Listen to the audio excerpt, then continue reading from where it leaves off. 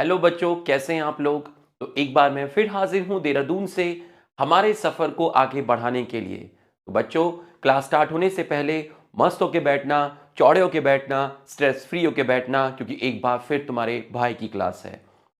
बच्चों, जैसा कि प्रॉमिस किया गया था वन शॉट के लिए, तो मैंने यहाँ पर हमने जो प्रिंसिपल ऑफ इनहेरिटेंस कंप्लीट किया था, आई थिंक 22 या 23 लेक्चर्स के अंदर। तो मैं स्टार्टिंग के 10 लेक्चर्स आज आपके साथ डिस्कस करने वाला हूं। बहुत मजा आएगा, आपको पूरा का पूरा रिवीजन हो जाएगा। मैं कह रहा हूं, लेक्चर पूरा अटेंड करना। आपको अच्छे से आता है फिर भी अटेंड करना। इसमें मैं क्वेश्चंस का रिवीजन भी कराऊंगा, जो भी क्वेश्चंस मैंने आपको सॉल्व कराए थे। तो आज मैं आपको स्टार्टिंग के 10 लेक्चर्स की पीपीटी यहां पर लगाई है और वन बाय वन पूरी पीपीटी अच्छे से एक्सप्लेन करूंगा आराम से। हो सकता है इसे एक्सप्लेन करने में हमारे 2.5 घंटे लग जाएं, ठीक है। और इसके बाद जो बाकी के लेक्चर्स हैं, 12 या 13 लेक्चर्स, उनका वीडियो भी मैं आपको कल या परसों तक प्रोवाइड कर दूंगा। तो हमारा प्रिंसिपल ऑफ इनहेरिटेंस पूरा का पूरा अच्छे से रिवाइज हो जाएगा, ठीक है। आराम आराम से लेके चलूंगा, पूरा फोकस करना, एकदम अच्छे से पूरा समझ में आएगा। तो ठीक है, बिना टाइम वेस्ट किए, बिना एक्स्ट्रा मोटिवेट किए लेक्चर को स्टार्ट करते हैं। लेक्चर 1 हमारा था, जो एकदम बेसिक लेक्चर लिया गया था आपका। यहां पर देखिए, आपके पास एक डबल स्टैंडर्ड डीएनए है, ठीक। डबल स्टैंडर्ड डीएनए आपका है, ठीक। इस डीएनए के साथ हिस्टोन प्रोटीन अगर जुड़ जाते हैं तो इस डीएनए में जो नंबर ऑफ कॉइल्स हैं वो थोड़ी सी ज्यादा हो जाती हैं, जिसको आप बोलते हैं क्रोमैटिन। तो क्रोमैटिन में डीएनए होता है, हिस्टोन प्रोटीन होता है, नॉन हिस्टोन प्रोटीन भी होता है और थोड़ा सा आरएनए भी होता है। अब इस क्रोमैटिन के अंदर जो डीएनए है उसमें नंबर ऑफ कॉइल्स और ज्यादा हो जाएगा, तो आपका बनेगा क्रोमोसोम। तो आप देखिए, क्रोमैटिन में डीएनए जो है आपको, उसकी लेंथ आपको ज्यादा लग रही है, मतलब वो चीज लंबी लग रही है, ठीक है। क्रोमोसोम आपको कॉम्पैक्ट लग रहा है। और जब कोई चीज कंडेंस होती है, कॉम्पैक्ट होती है, आपने दूध रखा, पनीर बना रहे हो, सिकुड़ के इतना सा पनीर बनेगा। तो जब चीजें कॉम्पैक्ट होती हैं तो साइज छोटा हो जाता है। तो क्रोमैटिन में आप देख सकते हैं कि क्रोमैटिन के डीएनए के अंदर नंबर ऑफ कॉइलिंग कम है एज कंपेयर टू क्रोमोसोम, ठीक है। यहां पर कॉइलिंग इससे ज्यादा थी, बट यहां पर कॉइलिंग इससे ज्यादा है। ये थिक है, ये थिन है। यहां डीएनए की लेंथ ज्यादा लग रही है, यहां आपको कम लग रही है क्योंकि कंडेंस हो गया है। यहां विजिबिलिटी अच्छी है, यहां विजिबिलिटी कम है। तो जब क्रोमैटिन कंडेंस हो जाए तो क्रोमोसोम। तो क्रोमोसोम की डीकंडेंस फॉर्म को बोलते हैं क्रोमैटिन। ऐसा इंटरफेस में दिखता है और ऐसा आपको लेट प्रोफेस या मेटाफेस के अंदर दिखता है। Difference between chromatin and chromosome, ये एक क्रोमोसोम, ये एक क्रोमोसोम। इस एक क्रोमोसोम में ये पूरा एक क्रोमैटिड, इसमें एक व्हाइट कलर की क्रोमैटिड, एक येलो कलर की क्रोमैटिड, दो क्रोमैटिड। यहाँ डीएनए एक डबल स्टैंडर्ड डीएनए, यहाँ व्हाइट वाला और येलो वाला दो डबल स्टैंडर्ड डीएनए। तो अगर यहाँ डीएनए के अमाउंट को 2C बोलेंगे तो यहाँ पर डीएनए के अमाउंट को 4C बोलेंगे, क्योंकि दो डबल स्टैंडर्ड डीएनए हैं।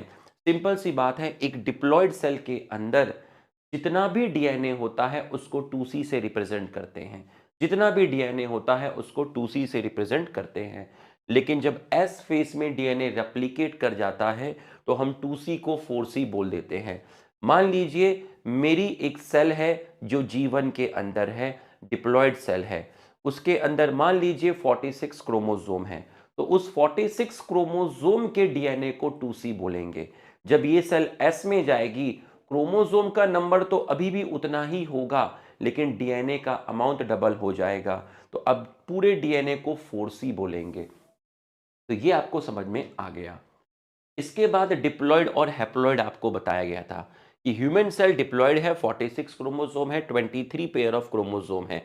इस तरीके से बहुत सारे पेयर होते हैं, 23 पेयर होते हैं। एक पेयर को रिप्रेजेंट करते हैं diploid. Two set of chromosome, इसमें दो सेट हैं क्रोमोसोम के।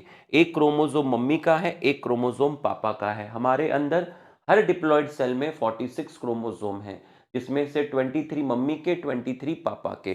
तो अगर ये एक पेयर, दूसरा पेयर, तीसरा पेयर, चौथा पेयर, तो ये जो एक पेयर है इसको डिप्लॉयड बोलते हैं। फिर आप हैप्लॉयड की आपने बात की थी कि मेल और फीमेल में 46 क्रोमोसोम है। मियोसिस करके गैमेट बनाया हमने, स्पर्म बनाया, फीमेल ने एग बनाया, तो कितने आए? 23 आए। तो इस तरीके से 1 2 3 4 सारे क्रोमोसोम मेरे स्पर्म में अलग अलग हैं। मतलब मेरे स्पर्म में जो क्रोमोसोम है वो पेयर में नहीं है, वो सब अलग अलग हैं, अलग अलग हैं। एक पेयर से एक ही आया। तो अगर 46 क्रोमोसोम थे, 23 पेयर थे, तो हर पेयर में से एक ही आया। ऐसे 23 मुझे दिखेंगे स्पर्म में भी और एग में भी। इनको हैप्लॉइड बोलते हैं। ऑफस्प्रिंग में 46 क्रोमोसोम हैं। First pair, second, third, fourth, fifth, six, seventh, eight, इस तरीके से 23 पेयर होंगे, जिसमें से एक क्रोमोसोम मम्मी का है, एक पापा का है। Mummy papa, mummy papa, mummy papa, mummy papa. तो एक ही पेयर के दोनों क्रोमोसोम जो होते हैं उनका शेप, साइज सेम होता है। उनको होमोलोगस क्रोमोसोम बोलते हैं। Homologous, homologous, homologous, homologous. लेकिन इस पेयर का एक उठाओ और किसी दूसरे पेयर का एक उठा लो, इसका एक उठाओ, इसका एक उठाओ, नॉन होमोलोगस। इसका एक उठाओ, इसका एक उठाओ, नॉन होमोलोगस। इसका एक उठाओ, इसका एक उठाओ, नॉन होमोलोगस। एक ही पेयर के दोनों क्रोमोसोम होमोलोगस होते हैं। अलग अलग क्रोमोसोम, अलग अलग पेयर के क्रोमोसोम, अलग अलग पेयर के एक दूसरे के रेस्पेक्ट में नॉन होमोलोगस क्रोमोसोम होते हैं। Sister and non sister chromatid, एक ही क्रोमोसोम की जो दोनों क्रोमैटिड हैं वो सिस्टर कहलाई जाती हैं, क्योंकि जो डीएनए का अमाउंट यहाँ है वही डीएनए का अमाउंट रेप्लिकेट करके यहाँ पर क्रोमैटिड बनी होगी एस फेज के अंदर। मतलब जीवन में एक क्रोमोसोम में एक क्रोमैटिड होती है, लेकिन जब ये क्रोमोसोम एस फेज में जाता है तो एस फेज में डीएनए रेप्लिकेट कर जाता है। तो जिस क्रोमोसोम में अभी तक एक क्रोमैटिड थी, एक क्रोमैटिड में कितना डबल स्टैंडर्ड डीएनए था? एक डबल स्टैंडर्ड डीएनए था। फिर से सुनना, जीवन में मेरे एक क्रोमोसोम में एक क्रोमैटिड होगी और एक क्रोमैटिड में कितना डबल स्टैंडर्ड डीएनए होगा? एक डबल स्टैंडर्ड डीएनए होगा। जब ये क्रोमोसोम एस फेज में जाएगा तो इस क्रोमोसोम के अंदर जो एक क्रोमैटिड थी जिसमें एक डबल स्टैंडर्ड डीएनए था, वो डीएनए रेप्लिकेट करके एक और डबल स्टैंडर्ड डीएनए बनाएगा। तो जो नया डबल स्टैंडर्ड डीएनए बना है उससे एक और क्रोमैटिड बन जाएगी। तो क्रोमैटिड कितनी हो गई अब क्रोमोसोम में? दो। क्रोमोसोम कितना है? एक। जीवन में भी एक क्रोमोसोम, एस में भी एक क्रोमोसोम। जीवन में एक क्रोमोसोम में एक क्रोमैटिड, एस में एक क्रोमोसोम में दो क्रोमैटिड। क्यों? क्योंकि एस में जो हमारे पास पहली वाली क्रोमैटिड थी उसके डीएनए ने रेप्लिकेट करके दूसरी क्रोमैटिड बना ली। तो दोनों डीएनए सेम होते हैं, तो इसलिए इनको सिस्टर क्रोमैटिड बोलते हैं। तो एक ही क्रोमोसोम की दोनों क्रोमैटिड सिस्टर, अलग अलग क्रोमोसोम की क्रोमैटिड ले लो, एक ये ग्रीन वाली ले लो, एक येलो ले लो, नॉन सिस्टर क्रोमैटिड। जीन देखिए, smallest segment of DNA which form protein. DNA की वो सबसे छोटी यूनिट, सबसे छोटी इकाई जो आपकी प्रोटीन बना सकती है उसको जीन बोलते हैं। फिर जब हम मॉलिक्यूलर बेसिस में पढ़े थे तो हम जीन की अलग अलग तरीके से डेफिनेशन पढ़े कि डीएनए का ऐसा टुकड़ा जो आरएनए बना सके, चाहे वो एमआरएनए हो या टीआरएनए हो या आरआरएनए हो, उसको हम जीन बोलते हैं। तो यहां तक तो बच्चों को बताया जाता है कि डीएनए का वो टुकड़ा जो प्रोटीन बना सके। मेरे डीएनए के हर टुकड़े से प्रोटीन नहीं बनता, डीएनए का पर्टिकुलर टुकड़ा जिससे प्रोटीन बने उसको आप जीन बोलते हैं। अब आप देखिए, मैंने आपको क्रोमोसोम दिखाया, इसमें येलो कलर से डीएनए दिखाया और इस डीएनए में इस डीएनए को हाईलाइट किया, इस वाले डीएनए को हाईलाइट किया, इस वाले डीएनए को हाईलाइट किया, इस वाले डीएनए को हाईलाइट किया। तो मतलब डीएनए का ये टुकड़ा, ये टुकड़ा, ये टुकड़ा, ये टुकड़ा ही प्रोटीन बना पा रहा है और इसको आप बोलते हैं जीन। और प्रोटीन की वजह से कोई ना कोई कैरेक्टर आएगा। तो जीन, एक gene which form protein and this protein control particular character. तो एक जीन एक कैरेक्टर कंट्रोल करता है। तो पेरेंट्स से बच्चों में कैरेक्टर जाते हैं तो किसके थ्रू जाते हैं? जीन्स के थ्रू जाते हैं। मुझसे मेरे बेटे यश में कुछ कैरेक्टर आएंगे। यश में वो कैरेक्टर कहाँ से आए? जब मेरा स्पर्म से यश का फॉर्मेशन हुआ होगा, तो मेरे स्पर्म में 23 क्रोमोसोम होंगे, मेरी वाइफ के एग में 23 होंगे, तो मेरी वाइफ के भी कैरेक्टर आएंगे, मेरे भी कैरेक्टर आएंगे, है ना? तो ये आपको समझ में आया। Unit of inheritance, the process by which character transfer from one generation to another generation, ठीक है, उसको हम बोलते हैं इनहेरिटेंस। ठीक है, टर्म जीन दिया था जॉनसन ने, मेंडल ने जीन को बोला था फैक्टर। बहुत मजा आने वाला है, बहुत खतरनाक है रहेगा ये वन शॉट, पूरा रिवीजन कराऊंगा, पूरा फोकस करना। कैरेक्टर एंड ट्रेट, ठीक, एक जीन ने एक कैरेक्टर कंट्रोल किया। मान लीजिए मटर के प्लांट में हाइट कंट्रोल करी, ठीक है, तो प्लांट की हाइट एक कैरेक्टर है, बट मटर का जो पौधा है वो लंबा भी हो सकता है और छोटा भी हो सकता है। तो लंबा और चौड़ा, टॉल एंड ड्वार्फ, ये ट्रेट हो गया। मटर का पौधा बड़ा हो सकता है, छोटा हो सकता है। बड़ा और छोटा होना ट्रेट है, ठीक है। बड़ा और छोटे का मतलब क्या है? हाइट है, भाई वो बड़ा है उसकी हाइट ज्यादा है, वो छोटा है उसकी हाइट कम है। हाइट कैरेक्टर है और ये आपकी ट्रेट है। तो एक जीन में एक कैरेक्टर होता है, ट्रेट कितनी होती हैं? दो। मान लीजिए मटर के सीड का कलर, आपने मटर के दाने देखे होंगे, यूजुअली आपने हरे देखे होंगे, बट मटर के दाने तो थोड़े थोड़े येलो भी होते हैं, ठीक है। तो मटर के दानों का कलर, मटर का सीड कलर, मटर का जो दाने के कलर है वो एक कैरेक्टर है, पर दानों का कलर तो येलो हो सकता है, ग्रीन हो सकता है, ये क्या है? ट्रेट है, ठीक है। रोज का कलर कैरेक्टर है, बट उसके कलर हमने येलो रोज भी देखे हैं, हमने रेड भी देखे हैं, येलो और रेड ट्रेट है। ये था पहला लेक्चर हमारा, क्वालिटी के साथ कंप्लीट हुआ, ठीक है। आइए, याद आ रहा है वो टाइम कितना खतरनाक टाइम था। मॉलिक्यूलर बेसिस तक रॉकी भाई ने क्लास में कोई हंसी मजाक नहीं किया, कितना प्रेशर का गेम था, कितना खतरनाक टाइम था वो, ठीक है। तुम सब भूल जाओगे जीवन में, याद रखना लेकिन जेनेटिक्स कभी नहीं भूलोगे। पढ़ाया तो सब अच्छा है, पर वो जेनेटिक्स तुम जिंदगी भर नहीं भूलोगे, याद रखना, ये नोट्स तुम हमेशा संभाल के रखोगे, ठीक है। Heredity, transmission of character from parents to offspring, इसको बोलते हैं हेरिडिटी। वेरिएशन क्या है? The difference shown by offspring with the parent, मेरे बच्चे में ऐसे कैरेक्टर भी होंगे जो कैरेक्टर ना मुझ में है ना मेरी वाइफ में है, वो कैरेक्टर आए क्रॉसिंग ओवर से, उसको बोलते हैं वेरिएशन, ठीक है। या फिर म्यूटेशन भी हो सकती है, ठीक है। Inheritance, process by which character transfer from parents to offspring. Genetics, heredity and variation की study. Father of genetics Mendel साहब, term genetics Bateson, father of modern genetics Bateson, रट्टा मारना है। आइए, एलील 12वीं क्लास का लड़का, चौथी क्लास का लड़का, दोस्ती तो चौथी चौथी में मजे की होगी, 12वीं 12वीं में मजे की होगी, 12वीं चौथे में तो शोषण हो जाएगा बेटा। आ जाओ, allele alternate form of same gene, समझिए, एक जीन है, ठीक, उस जीन के दो फॉर्म हैं, उस जीन के दो फॉर्म हैं। जीन क्या था? जीन आपका डीएनए का एक छोटा सा सेगमेंट था जो आपका प्रोटीन बना रहा था। तो एक जीन की दो फॉर्म है, ठीक। एक जीन का रिप्रेजेंटेशन कैपिटल टी हो सकता है और उसी जीन का रिप्रेजेंटेशन स्मॉल टी हो सकता है, बट ये दोनों रिप्रेजेंटेशन अलग अलग क्रोमोसोम पे होने चाहिए, ठीक है, और होमोलोगस क्रोमोसोम पे होने चाहिए। और होमोलोगस मैंने आपको बताया था, जैसे मेरे शरीर में 46 क्रोमोसोम हैं, उसमें से 23 पेयर्स हैं, तो ये कोई एक पेयर होगा। मान लीजिए ये मेरे शरीर में फर्स्ट पेयर है, फर्स्ट पेयर में कितने क्रोमोसोम हैं? दो क्रोमोसोम हैं। एक जीन की कितनी फॉर्म है? दो। वो जीन इस फॉर्म में भी आ सकता है और इस फॉर्म में भी आ सकता है, और ये दोनों फॉर्म अलग अलग क्रोमोसोम पे होनी चाहिए।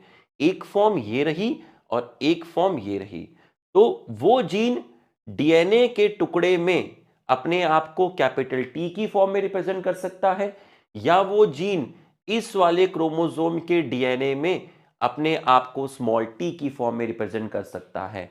तो एक जीन की कितनी फॉर्म हुई? दो फॉर्म हुई, ठीक है। एक जीन की कितनी फॉर्म हुई? दो फॉर्म हुई, ठीक है, मैं एक जीन हूं, मेरी दो फॉर्म है, एक रमेश और सुरेश। रमेश इस क्रोमोसोम के डीएनए के उस पर्टिकुलर टुकड़े को बोलेंगे और सुरेश डीएनए के इस पर्टिकुलर टुकड़े को बोलेंगे, लेकिन दोनों एक ही जीन की फॉर्म है। ठीक, capital T small T. Capital T 12वीं क्लास का लड़का है, स्मॉल टी चौथी क्लास का लड़का है। तो इसका मतलब ताकतवर कौन है? 12वीं क्लास का लड़का है। तो डोमिनेंट कौन है? 12वीं क्लास का लड़का है। चलेगी किसकी? 12वीं क्लास के लड़के की चलेगी। तो कैरेक्टर किसका एक्सप्रेस होगा? 12वीं क्लास के लड़के का होगा। तो अगर मैं तुमको बोला कैपिटल टी स्मॉल टी, एक जीन की दोनों फॉर्म सेम भी हो सकती है, कैपिटल टी कैपिटल टी। एक जीन की दोनों फॉर्म सेम हो सकती है, स्मॉल टी स्मॉल टी। तो आप देखिए, अगर दोनों अल्फाबेट सेम हैं तो कंडीशन होती है होमोजाइगस। कंडीशन होती है होमोजाइगस। अगर दोनों अल्फाबेट अलग अलग हैं, मतलब एक बड़ा है एक छोटा है, तो आप इसको बोलते हैं हेट्रोजाइगस। तो दोनों एलील कैसे हैं? Non identical. दोनों एलील कैसे हैं? आइडेंटिकल। दोनों एलील कैसे हैं? आइडेंटिकल। क्रोमोसोम कैसे हैं? Homologous chromosome. अब 12वीं क्लास का चौथी क्लास का, कैपिटल टी की वजह से जो ट्रेट आती है वो टॉल आती है, स्मॉल टी की वजह से आती है ड्वार्फ। तो अगर एक 12वीं क्लास का लड़का चौथी क्लास के लड़के के साथ है तो 12वीं क्लास का एक्सप्रेस करेगा, मतलब यहां प्लांट की जो ट्रेट आएगी टॉल आएगी। दोनों ही 12वीं क्लास के हैं तो भैया 12वीं क्लास के एक्सप्रेस करेंगे, टॉल आएगी। दोनों ही चौथी क्लास के हैं तो भाई चौथी क्लास के एक्सप्रेस करेंगे। तो चौथी क्लास के एक्सप्रेस तभी करेंगे जब उसके दोनों के दोनों चौथी क्लास के होंगे। अगर एक फोर्थ क्लास का है एक ट्वेल्थ क्लास का है तो ट्वेल्थ क्लास का एक्सप्रेस करेगा। तो फोर्थ क्लास को एक्सप्रेस करने के लिए अपने बाजू वाले में जो फ्रेंड चाहिए वो भी फोर्थ क्लास की ही चाहिए। तो ये आपको समझ में आ गया। तो हम कह सकते हैं क्रोमोसोम पेयर में है, जीन्स भी पेयर में है। जीन्स भी क्या है? पेयर में है। डीएनए का छोटा सा टुकड़ा जीन, डीएनए का छोटा सा टुकड़ा जीन। एलील भी क्या है? पेयर में है। एलील और फैक्टर, मेंडल साहब ने फैक्टर बोला था, फैक्टर्स भी क्या होते हैं? पेयर में होते हैं। ठीक है, कहने को तो दो एलील अपने आप में दो जीन हैं, लेकिन इस तरीके से नहीं बताया जाता। ऐसे बताया जाता है कि एक जीन की दो फॉर्म है।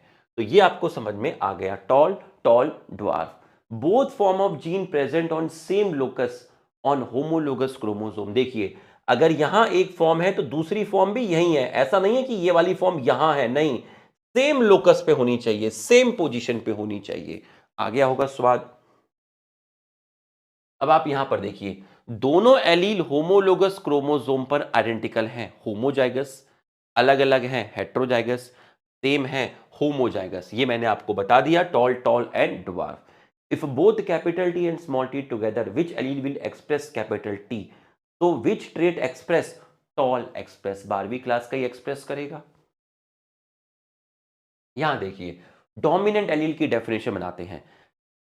डोमिनेंट एलील, ठीक है, डोमिनेंट एलील के बगल में अगर दूसरा डोमिनेंट एलील है तो एक्सप्रेशन होगा। डोमिनेंट एलील के बगल में अगर रिसेसिव एलील है तब भी एक्सप्रेशन होगा। मतलब डोमिनेंट एलील होमोजाइगस कंडीशन में एक्सप्रेस कर सकता है और हेट्रोजाइगस कंडीशन में एक्सप्रेस कर सकता है। कैपिटल टी डोमिनेंट एलील है, स्मॉल टी रिसेसिव एलील है। तो एक्सप्रेस कौन करेगा? 12वीं क्लास का लड़का। तो कैपिटल टी कैसा एलील हुआ? डोमिनेंट एलील हुआ। तो डोमिनेंट एलील अपने आप को हेट्रोजाइगस कंडीशन में भी एक्सप्रेस कर सकता है, होमोजाइगस में तो कर ही रहा है। लेकिन रिसेसिव एलील अपने आप को बेटा सिर्फ होमोजाइगस कंडीशन में एक्सप्रेस करेगा। यहां पर रिसेसिव एलील था, लेकिन कंडीशन कैसी थी? कंडीशन थी हेट्रोजाइगस, क्योंकि दोनों एलील अलग अलग हैं। तो हेट्रोजाइगस कंडीशन में क्या रिसेसिव एलील एक्सप्रेस किया? नहीं किया। हेट्रोजाइगस कंडीशन में रिसेसिव एलील एक्सप्रेस नहीं कर सकता। स्मॉल टी तभी एक्सप्रेस करेगा जब उसके बगल वाले क्रोमोसोम पर भी स्मॉल टी होगा। तो स्मॉल टी अपने आप को सिर्फ होमोजाइगस कंडीशन में एक्सप्रेस कर सकता है। तो रिसेसिव एलील जो होते हैं, फोर्थ क्लास का बच्चा, the allele which express only in presence of identical allele, मतलब स्मॉल टी तभी एक्सप्रेस करेगा जब उसके बगल में भी आइडेंटिकल एलील हो। आइडेंटिकल एलील कैपिटल टी नहीं होता, आइडेंटिकल एलील होता है स्मॉल टी, उसके जैसा। dominant only express in homozygous condition, allele which can also express in presence of non identical allele. मतलब non identical allele, capital T अपने आप को नॉन आइडेंटिकल एलील की प्रेजेंस में भी एक्सप्रेस कर सकता है। ध्यान से देखिएगा, द एलील विच कैन, मैंने ऑल्सो लगाया, which can also express in presence of non identical allele. इसका मतलब क्या हुआ कि वो आइडेंटिकल एलील की प्रेजेंस में तो एक्सप्रेस करता ही है, नॉन आइडेंटिकल की प्रेजेंस में भी एक्सप्रेस करता है। तो homozygous tall, heterozygous tall, homozygous dwarf. ठीक,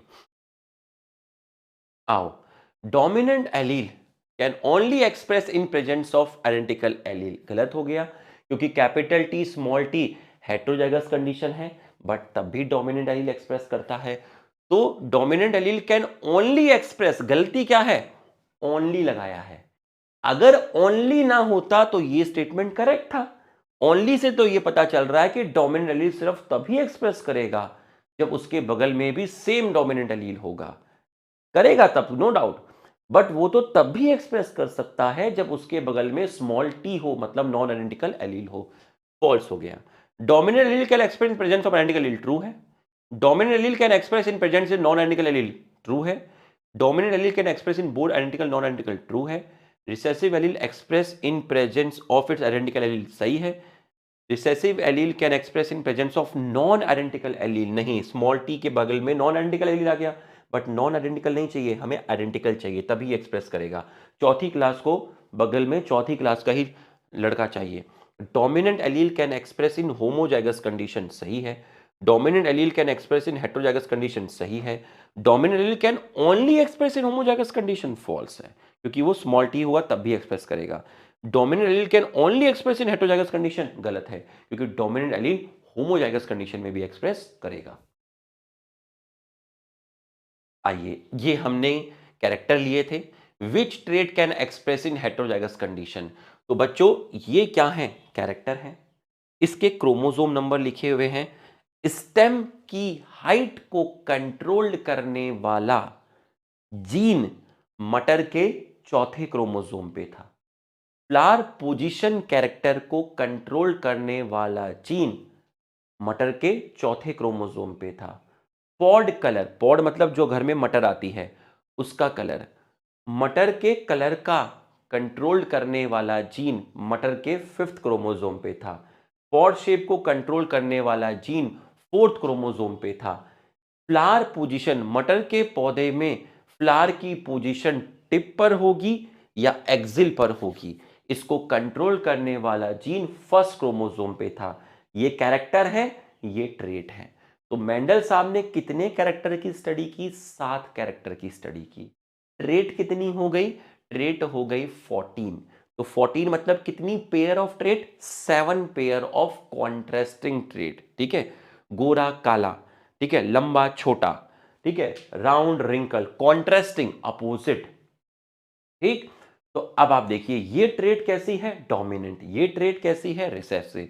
तो मेंडल साहब ने अपने गार्डन में लगाए मटर के कौन से प्लांट लगाए अपने गार्डन में, टॉल लगाए, ठीक है, और पड़ोसी के गार्डन में लगाए ड्वार्फ लगाए।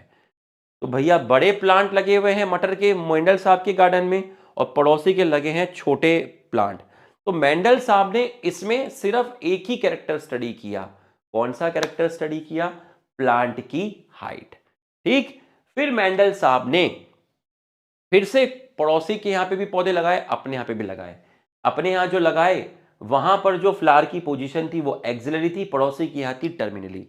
तो उसने मेंडल साहब ने एट अ टाइम एक बारी में एक कैरेक्टर या दो कैरेक्टर की स्टडी की। मेरी बात को समझे, एक कैरेक्टर या, चलो अभी मैं ये लाइन वापस लेता हूं क्योंकि मैं मोनो हाइब्रिड और डाई हाइब्रिड में चला जाऊंगा। ठीक है, तो मेंडल साहब ने जब बड़े और छोटे प्लांट की स्टडी की, मतलब मेंडल साहब ने स्टेम हाइट कैरेक्टर की स्टडी की, तो मेंडल साहब ने उन पौधों में और कुछ नहीं देखा, सिर्फ हाइट की स्टडी की। जब मेंडल साहब ने फ्लावर की पोजीशन स्टडी की तो मेंडल साहब ने ये बाकी कैरेक्टर नहीं देखे। जब मेंडल साहब ने पॉड कलर की स्टडी की तो उस टाइम मेंडल साहब का पूरा फोकस पॉड कलर स्टडी करने में था, ना कि प्लांट की हाइट करने में था। तो एक बारी में एक एक कैरेक्टर की वो लोग स्टडी करते रहे।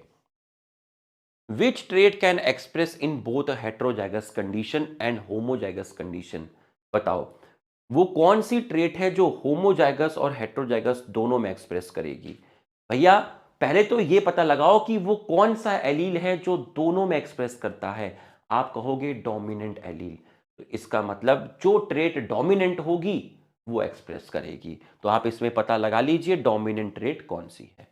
Which trait can express in heterozygous condition? कौन सी ट्रेट है जो हेट्रोजाइगस कंडीशन में एक्सप्रेस कर सकती है? रिसेसिव तो नहीं कर सकती, उसके लिए तो होमोजाइगस चाहिए।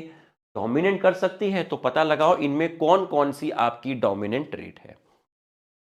विच trait can express only in homozygous condition? Only पूछा है, तो आप यहां डोमिनेंट नहीं लगाओगे, क्योंकि डोमिनेंट तो आपको, डोमिनेंट एलील तो हेट्रोजाइगस में भी एक्सप्रेस कर जाता है। इन्होंने पूछा वो कौन सी ट्रेट ट्रेट है जो सिर्फ होमोजाइगस में एक्सप्रेस करेगी। वो कौन सा एलील है जो सिर्फ होमोजाइगस में एक्सप्रेस करेगा? वो एलील है रिसेसिव, इसलिए ट्रेट जाएगी recessive. Term allele homozygous heterozygous किन्होंने दिया था? बैट्सन ने दिया था। प्लियोट्रॉपी जो हम आने वाले लेक्चर में पढ़ेंगे। One gene control mode, generally one gene control one character. Generally क्या होता है, एक जीन एक कैरेक्टर को कंट्रोल करता है, बट कभी कभी एक जीन एक से ज्यादा कैरेक्टर को कंट्रोल कर लेता है। इसको बोलते हैं प्लियोट्रॉपी। बाद में देखो, अगर कोई बच्चा उस टाइम पूछ लेता लेक्चर में तो एक्सप्लेन करना पॉसिबल नहीं होता। तो हर चीज का एक सही समय होता है। जब प्लियोट्रॉपी पढ़ाया गया तो दुनिया ने देखा प्लियोट्रॉपी क्या होता है। तो हर चीज का एक सही समय होता है, ठीक है। बट कल समय अपना नहीं था, बस ये समझ लेना, कल समय अपना नहीं था, इसलिए हम लोग हार गए। ठीक है, देखिए दो टीम है, फाइनल खेल रही है, एक जीतेगी एक हारेगी। ये किसी के भी साथ हो सकता है। ऑस्ट्रेलिया हार भी सकती थी, इंडिया जीत सकती थी। कॉन्ट्रास्टिंग है, इंडिया हार गई, ऑस्ट्रेलिया जीत गई। वो लोग उस दिन अच्छा खेले।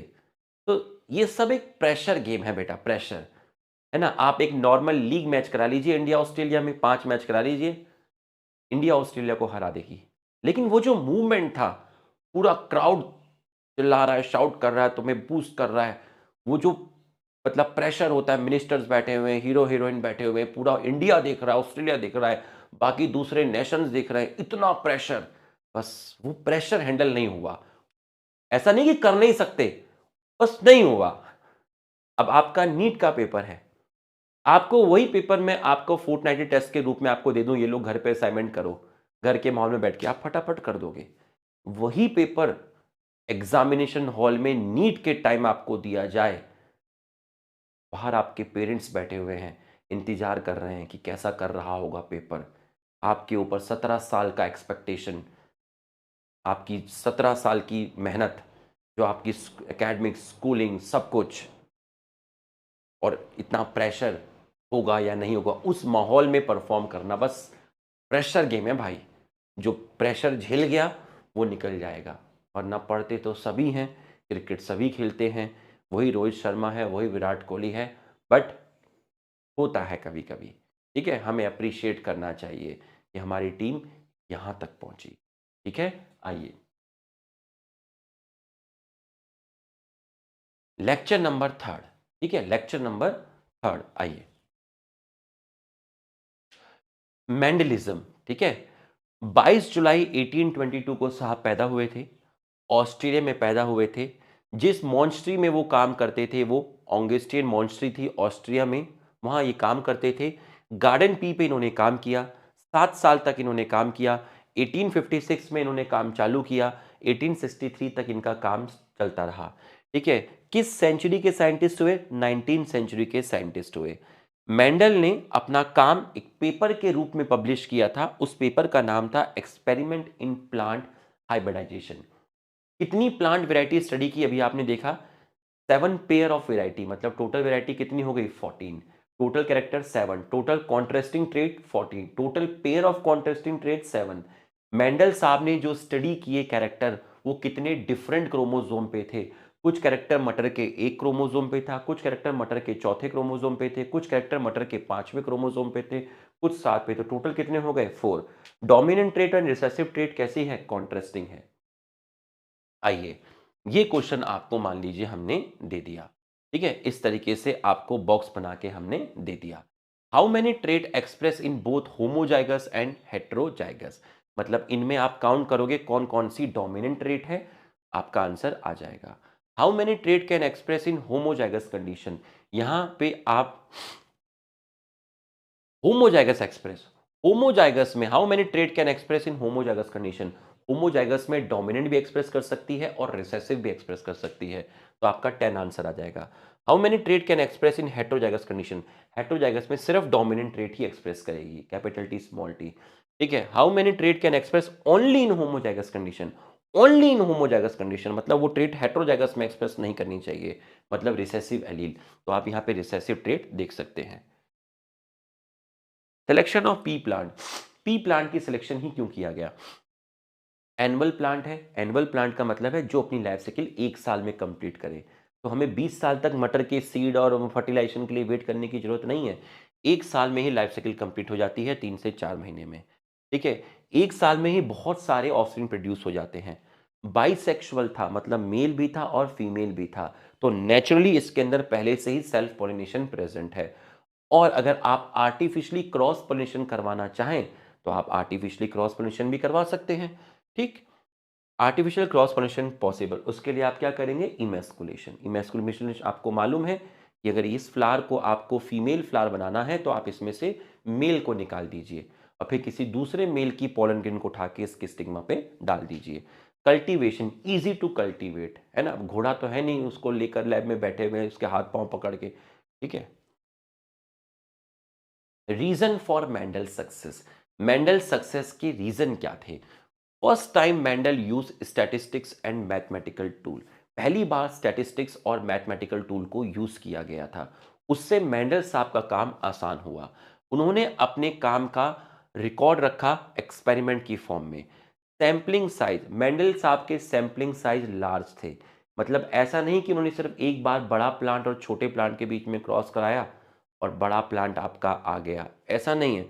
उन्होंने उन्होंने 100 बड़े प्लांट और 100 छोटे प्लांट के बीच में क्रॉस कराया होगा, मतलब तब जाके उनको सेम रिजल्ट मिल रहा होगा कि भैया 100 बड़े प्लांट 100 छोटे प्लांट की शादी कराता हूं तो 100 टाइम्स बड़े ही प्लांट मिलते हैं, मतलब तुक्के में नहीं मिल रहे हैं। उन्होंने ऐसा नहीं किया कि एक बड़ा लिया एक छोटा लिया बड़ा आ गया चलो भाई प्रूफ हो गया, नहीं, उनका सैंपलिंग साइज बड़ा था, वो जो एक्सपेरिमेंट कर रहे थे उसको बहुत बार उन्होंने रिपीट किया। Result prove with the help of experiment, her result के लिए उन्होंने प्रॉपर एक्सपेरिमेंट दिए। 1 और 2 कैरेक्टर, उन्होंने एक बारी में या तो एक कैरेक्टर की स्टडी करी या 2 कैरेक्टर की स्टडी की, देखो मैंने उस दौरान वेट लिखा था कि आपको बाद में पता चलेगा, वही मोनो हाइब्रिड क्रॉस और डाई हाइब्रिड क्रॉस, ठीक है। टेक्निक क्या क्या यूज की गई, इमेस्कुलेशन यूज किया गया और क्या यूज किया गया, बैगिंग यूज किया गया। तो वहीं याद आती है बहुत, समझ रहे हो, मिस यू सो मच, भूल मत जाना, याद रखना, अच्छे से पढ़ाई करना मेहनत करके, ठीक है। पूरा दूंगा वन शॉट बढ़िया से, ठीक है। अभी 10 लेक्चर ले लो, कम थोड़ी ना होते हैं 10 लेक्चर, 1-2 दिन में बाकी लेक्चर भी दूंगा, मॉलिक्यूलर के भी दूंगा, ये कंप्लीट करो, एनसीईआरटी सीरीज भी दूंगा, सब दूंगा भाई, 2 ही तो लेक्चर होते हैं वीक में मेरे, समझ रहे हो, तो उस हिसाब से तो सही दे रहा हूँ, या मुर्गे को एक बारी में मार के खेल खत्म कर दोगे, सब मिलेगा, पेशेंस रखना, ठीक है। परेशान नहीं होना, ठीक है। हाँ, परेशान नहीं होना, ऐसे इंस्टा की स्टोरी में मुझे टैग मत करना कि आपने वन शॉट नहीं दिया, बेइज्जती सी लगती है, अबे सब तो दे रहा हूँ मेरे भाई, जलील मत किया करो, ठीक है। डोमिनेंट एंड रिसेसिव एलील, ठीक है, होमोजाइगस, हेट्रोजाइगस, होमोजाइगस, और नीट जब हो जाए तो मुझे फॉलो भी कर लेना इंस्टाग्राम पे, ठीक है। आजा बेटा आजा, ठीक है, पुरानी क्लासेस याद आ जाती हैं यार। लुखास लुखीस गोटिया, बच्ची आई थी गोटिया, पता नहीं उस दिन क्या बोल के गई थी।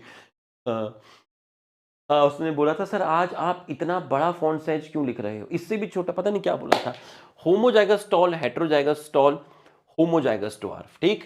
अब ट्रू ब्रीडिंग का मतलब मैंने आपको यहां पे बताया था, देखिए ट्रू ब्रीडिंग में प्योर वर्ड यूज किया गया था होमोजाइगस टॉल और हेट होमोजाइगस डॉर्फ, तो दोनों होमोजाइगस कंडीशन होनी चाहिए, उसको आपने ट्रू ब्रीडिंग बोला था। ठीक है, पेरेंट ये मेल है, ये फीमेल है। What is true breeding? यहां पर तो ऊपर ऊपर से बताया था homozygous condition. Heterozygous condition represent the true breeding, false. Homozygous condition represent the true breeding, true. Capital T and small T represent true breeding, बिल्कुल सही है। Capital T small T is true breeding नहीं, homozygous होना चाहिए। ठीक, let's talk about gamete. ठीक है, कितने पेयर ऑफ क्रोमोसोम है? एक पेयर। एन या टू एन? Two n. क्या ये ट्रू ब्रीडिंग है? यस। प्योर पेरेंट, कितना सिंक्रोनाइज थी यार, चीजें याद आती है मुझे वो लेक्चर। ठीक है, प्योर पेरेंट है, यस। नंबर ऑफ गैमेट कितने बनेंगे? दो। एक गैमेट में ये क्रोमोसोम जाएगा, एक गैमेट में ये क्रोमोसोम जाएगा। तो one of the two chromosome, number of chromosome enter into one gamete, total gamete कितने बनेंगे? दो बनेंगे। एक गैमेट में कितने क्रोमोसोम गया? एक गया। तो एक गैमेट में कितना एलील गया? एक एलील गया। एक गैमेट में कितना फैक्टर गया? एक फैक्टर गया। ठीक है, टाइप ऑफ गैमेट कितने बनेंगे? मजे की बात है, नंबर ऑफ गैमेट दो हैं बट टाइप एक है। क्यों? क्योंकि इस गैमेट में भी कैपिटल टी वाला क्रोमोसोम, इस गैमेट में भी कैपिटल टी वाला क्रोमोसोम। तो टाइप्स तो एक ही हुआ ना, लेकिन नंबर कितने हुए? दो हुए। तो chromosome gene allele factor pair में होते हैं। ठीक है, लेकिन जब गैमेट फॉर्मेशन होता है मियोसिस की वजह से, तो क्रोमोसोम अलग अलग हो गए, फैक्टर अलग अलग हो गए, जीन अलग अलग हो गए, एलील अलग अलग हो गए। तो इसको बोलते हैं लॉ ऑफ सेग्रीगेशन, जो आगे बताया जाएगा। इसको आप बोलते हैं लॉ ऑफ सेग्रीगेशन, जो आपको आगे हम बताएंगे। Inheritance of one gene. ठीक है, तो आप खुद देख लीजिए, दो क्रोमोसोम थे, एक क्रोमोसोम एक गैमेट में गया, एक क्रोमोसोम एक गैमेट में गया। क्रोमोसोम क्या लेके चला गया? एलील लेके चला गया। ठीक, इनहेरिटेंस ऑफ वन जीन। एक जीन की स्टडी करना, एक जीन की स्टडी करोगे तो कितना कैरेक्टर स्टडी होगा? एक कैरेक्टर स्टडी होगा। एक कैरेक्टर में कितनी ट्रेट होती हैं? दो ट्रेट होती हैं। जैसे कैरेक्टर हो गया प्लांट की हाइट, ट्रेट हो गया टॉल एंड ड्वार्फ, दो ट्रेट हो गई। क्रॉस कैसा है? मोनोहाइब्रिड क्रॉस है। नंबर ऑफ प्लांट वेराइटी कितनी हुई? प्लांट की वेराइटी भी दो ही हुई, एक टॉल और एक ड्वार्फ हो गई। नंबर ऑफ पेरेंट कितने हो गए? नंबर ऑफ पेरेंट कितने हो गए? पेरेंट आपके दो हुए, एक मेल हो गया और एक आपका क्या हो गया? फीमेल हो गया। ठीक है, एक जीन एक कैरेक्टर, ट्रेट कितनी हुई? दो हुई। अब आप देखिए, ये रहा आपका मोनो हाइब्रिड क्रॉस। ये आपका क्या है? मोनो हाइब्रिड क्रॉस है। ठीक है, आइए, ये है आपका एक क्रोमोसोम का पेयर, ये है दूसरे क्रोमोसोम का पेयर। ठीक, ये है मेल पेरेंट, ये है फीमेल पेरेंट। ये होमोजाइगस टॉल, ये आपका होमोजाइगस ड्वार्फ, ट्रू ब्रीडिंग। तो जब यहां से गैमेट बना, बनेंगे तो दो, एक गैमेट में ये क्रोमोसोम जाएगा, एक में ये जाएगा, बट दोनों सेम टाइप के बनेंगे। मतलब एक पे कैपिटल टी गया, दूसरे में भी कैपिटल टी गया। जब सेम टाइप के बनेंगे तो मैंने आपको कहा था आप एक ही बार लिखिएगा कैपिटल टी। यहां पर दो बनेंगे बट सेम टाइप के बनेंगे स्मॉल टी। दोनों साथ में आ गए हेट्रोजाइगस कंडीशन में। क्या ये ट्रू ब्रीडिंग है? नहीं। ये जाइगोट बना, यस। इस जनरेशन को बोलते हैं F1 generation, filial generation. Filial word use किया गया ऑफस्प्रिंग के लिए। ठीक है, कैसे मिला आपको? टॉल मिला। टॉल क्यों मिला? सर स्मॉल टी भी तो था। अरे स्मॉल टी रिसेसिव है, रिसेसिव अपने आप को एक्सप्रेस नहीं कर सकता। चौथी क्लास का बच्चा 12वीं क्लास के साथ एक्सप्रेस नहीं कर सकता। चलेगी 12वीं क्लास के बच्चे की, 12वीं क्लास मतलब कैपिटल टी और कैपिटल टी मतलब टॉल, इसलिए यहां पे जो पौधे आए वो टॉल आए। अब यहां तक आपका हुआ था। फिर आपका हुआ था lecture fourth start, inheritance of one gene. ठीक है, ये वही सेम स्लाइड थी। ठीक है, ये भी सेम वही था। अब यहां पर देखिए क्या हुआ था। ठीक है, यहां पर देखिए आपका क्या हुआ था। यहां पर देखिए ये वही है, फर्टिलाइजेशन कराया, F1 जनरेशन क्या आया? Heterozygous tall. ठीक है, तो इस पौधे को मैंने यहां पर एक दिखाया। ठीक है, इस पौधे को मैंने यहां पर दिखाया। अगर आप 100 ट्रू ब्रीडिंग टॉल लोगे, 100 ट्रू ब्रीडिंग ड्वार्फ लोगे, तो कितने टॉल आएंगे? 100 true breeding tall cross with 100 true breeding dwarf, तो F1 में कितने टॉल आएंगे? 100 ही टॉल आएंगे। भाई एक बड़े और एक छोटे के बीच में शादी कराई तो एक बड़ा आया, जब 100 बड़े और 100 छोटे लोगे तो भैया 100 बड़े आएंगे, सिंपल सी बात है। अब ये जो टॉल आया है कैपिटल टी स्मॉल टी, उसको मैंने यहां बनाया, ये रहा वो टॉल प्लांट। तो भाई इस कैपिटल टी स्मॉल टी का मतलब ये हुआ कि आप इस पेड़ को कहीं से भी काटोगे, रूट काटोगे, स्टेम काटोगे, लीफ काटोगे, कुछ भी काटोगे, जब आप इस पेड़ का कोई भी सेल लोगे, डिप्लॉयड सेल, तो आपको वहां पर भाई क्रोमोसोम क्या होंगे? पेयर में होंगे। तो चाहे वो स्टेमन हो या पिस्टिल हो, दोनों का representation capital T small T होगा। ये होता है इसका मतलब कि भैया स्टेमन में जो सेल्स होंगी, उन सेल्स में क्रोमोसोम पेयर में होंगे, तो एक क्रोमोसोम पर कैपिटल टी होगा, दूसरे पे स्मॉल टी होगा। पिस्टिल्स की जो सेल्स होंगी वहां क्रोमोसोम पेयर में होंगे, एक क्रोमोसोम पर कैपिटल टी होगा, दूसरे पे स्मॉल टी होगा। ये होता है हेटेरोजाइगस टॉल का मतलब कि आप इस पौधे की कोई भी सेल उठा के काटोगे, हर सेल का representation capital T small T होगा। Stamen capital T small T, pistil capital T small T. तो मैंने स्टेमन से पोलन ग्रेन उठा के इसी के पिस्टल पर डाल दी, इसको बोलते हैं सेल्फिंग। तो अब मैंने क्या करवाई? सेल्फिंग करवाई। तो जब मैंने सेल्फिंग करवाई, स्टेमन क्या था? Capital T small T. Pistil क्या था? Capital T small T. ठीक है, तो मैंने सेल्फ पोलिनेशन करवाया। इससे गैमेट कितने बने? एक गैमेट कैपिटल टी वाला, दूसरा स्मॉल टी वाला। एक गैमेट कैपिटल टी वाला, दूसरा स्मॉल टी वाला। ठीक, तो नंबर ऑफ गैमेट 2 बने, टाइप भी 2 बने। ठीक है, ठीक है। अब आप देखिए, ध्यान से देखिए, मैंने इस कैपिटल टी का इस कैपिटल टी के साथ फर्टिलाइज करवाना है। ये मेल के गैमेट हैं, ये फीमेल के गैमेट हैं। तो ये कैपिटल टी इसको भी फर्टिलाइज करेगा और ये कैपिटल टी इसको भी फर्टिलाइज कर सकता है। तो इस कैपिटल टी के साथ ये कैपिटल टी किसका है? स्पर्म का है। ठीक है, ये कैपिटल टी किसका है? एग का है। ये स्मॉल टी स्पर्म का है, ये स्मॉल टी एग का है। तो स्पर्म वाले कैपिटल टी की एग वाले कैपिटल टी के साथ फर्टिलाइज होने की प्रोबेबिलिटी कितनी है? 50% है। ठीक है, अब यहां 25% मत बोलना, क्योंकि इसकी इसके साथ 50%, इसकी इसके साथ 50%, इसकी इसके साथ 50%, इसकी इसके साथ 50%। ठीक है, तो ये इसके साथ भाई 25 कैसे बोलोगे जब ये खुद ही 50, ये 50% है, ये 50% है, ये 50% है, ये 50% है। आप मेल के गैमेट देखिए, मेल के कितने गैमेट बने? 2 गैमेट बने। तो इसको 25-25 थोड़ा ना बोलोगे, मेल के गैमेट ही 2 बने, तो ये 50, ये 50। इससे कितने गैमेट बने? 2। ये 50, ये 50। अब ये इसको थोड़ा ना फर्टिलाइज करेगा, अपने को फर्टिलाइज थोड़ा ना करेगा, ये इसको कर सकता है या इसको कर सकता है, मतलब ये 2 गैमेट को फर्टिलाइज कर सकता है। तो जब ये इसको कर सकता है और ये इसको कर सकता है, तो इसकी इसके साथ फर्टिलाइज होने की प्रोबेबिलिटी 50%, इसकी इसके साथ 50%, सिमिलरली इसकी इसके साथ 50%, इसकी इसके साथ 50%। तो हॉरिजॉन्टल लाइन में मेल गैमेट रख दिए, capital T small T horizontal line में आए, capital T small T female gamete vertical line में आए। ये हमने करवाया, पुनेट स्क्वायर बोलते हैं, F2 generation, British genetics Punnett ने बताया था। ठीक है, अब आपने जब देखे खेत में आप गए तो आपको 3 बड़े प्लांट दिखे और एक छोटा दिखा। तो आपको कैसे पता चला 3 बड़े हैं और एक छोटे हैं? हाइट देख के पता चला। आपने प्लांट की हाइट देखी और हाइट देख के आपको पता चला, हाइट मतलब आंखों से जो चीज आपको दिख गई, physical appearance, morphological appearance, plant की अपीयरेंस से आपको पता चला कि 3 बड़े हैं। इसको बोलते हैं फिनोटिपिक रेशियो। कितने जाइगोट हैं? 1 2 3 4, 4 जाइगोट हैं। नंबर ऑफ फिनोटाइप कितने हैं? 2 ही तरह के फिनोटाइप हैं। कौन कौन से तरह के फिनोटाइप?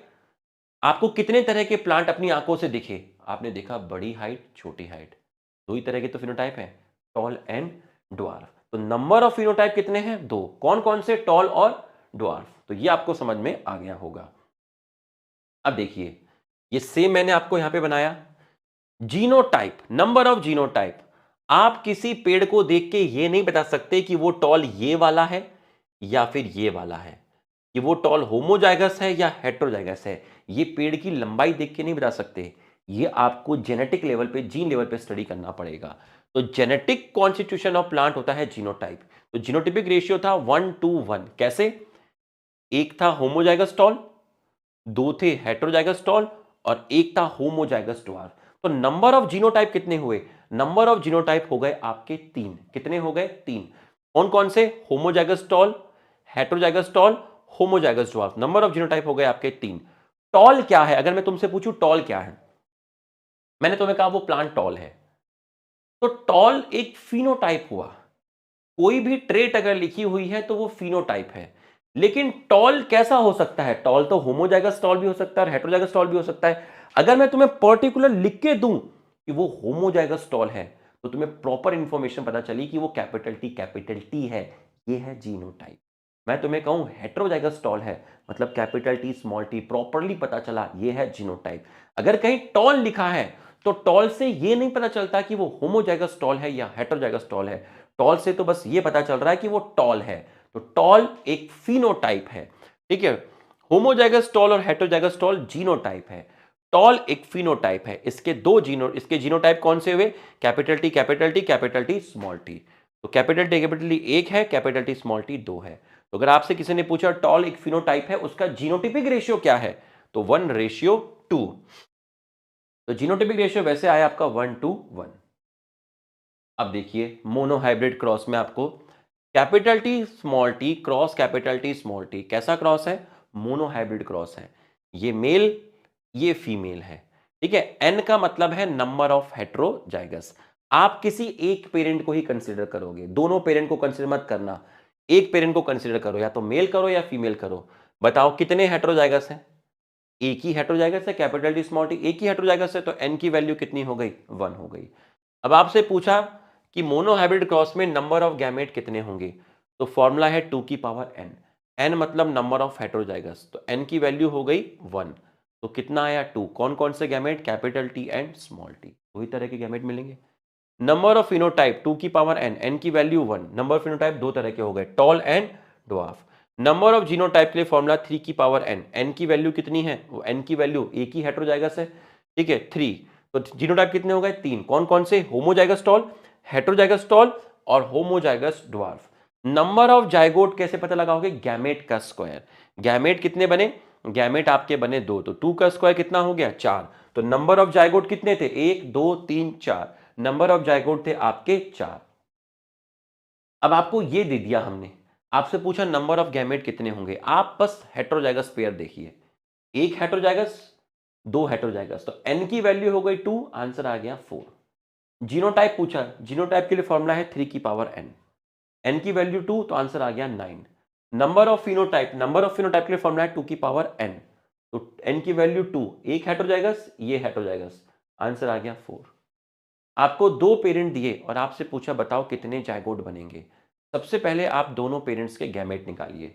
इसमें गैमेट बताइए कितने हेट्रोजाइगस हैं? 1 2, तो n की वैल्यू 2, तो 2 2 जा 4, 4 गैमेट। n की वैल्यू 1, तो 2 की पावर 1, तो कितना आ गया? 2। तो मल्टीप्लाई कर दो, 4 इंटू 2 8, 8 जाइगोट आ गया। फिर ये क्वेश्चन देखिए, यहां जाइगोट बताइए। यहां हेट्रोजाइगस कितना है? 1, तो 2 की पावर 1 इज इक्वल टू 2। यहां हेट्रोजाइगस कितना है? 1, तो 2 की पावर 1 इज इक्वल टू 2। तो नंबर ऑफ जाइगोट कितने हो गए? 2 2 जा 4। ये लो, अब चौथी के बाद पांचवा लेक्चर क्यों नहीं है? क्योंकि पांचवें लेक्चर में एनसीईआरटी का रिवीजन कराया गया था। याद करो, एनसीईआरटी का रिवीजन कराया गया था और टेस्ट क्रॉस वगैरह के बारे में थोड़ा सा आइडिया दिया था जल्दी जल्दी।